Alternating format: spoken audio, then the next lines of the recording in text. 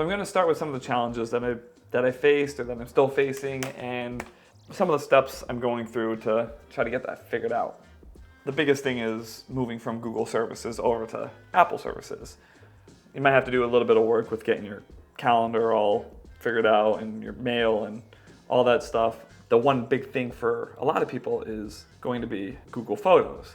Google Photos has an option where you can sync your favorites to the iPhone and they'll all show up in your Photos app for your Apple account, but that's not everything. What you could do is you go to Google Takeout, and that allows you to transfer your photos from Google Photos to Apple Photos and to your iCloud account. I got that started the other day, but having so many photos, when I was doing the Google Takeout, transfer was running smoothly, and then I got an error saying that it couldn't complete. I had to upgrade my storage to a higher capacity with Apple and try again. I'm going to be doing the same thing with years and years of photos that I have stored on my Windows PC because, spoiler alert, really liking it so far, and I'd like to consolidate everything into one. So instead of having stuff in Google, stuff in Apple, stuff on Windows, consolidate it, have everything work. Apple ecosystem, I get it. I'm starting to get it. That's the biggest issue I've run into is just the Google services and making that transfer there. With Android, I was using a launcher called Niagara Launcher.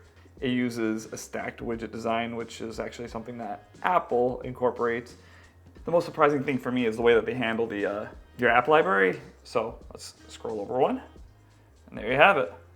So everything is categorized. The 3 most common ones are right in the front, and you can just click a group here to just dive into the full list of apps in that folder. Another thing that's impossible not to touch on is the app experiences. It's not just more polished apps, just apps that don't exist on the Play Store. There's an app called Picnic that I found. Quick, easy, gamified way to just go through and clean up your history of photos. I have tens of thousands of photos to go through. It's been a huge help in helping me get in getting my photos sorted out. I'm finding myself using the phone less, getting more use out of the watch than I did on Android, and my short-lived experience on Garmin. Check out the video where I switched to the iPhone 16. It's over here somewhere. That covers me going out and buying it and just my first impressions of the iPhone 16 Pro. So, peace. Peace, peace, peace, peace.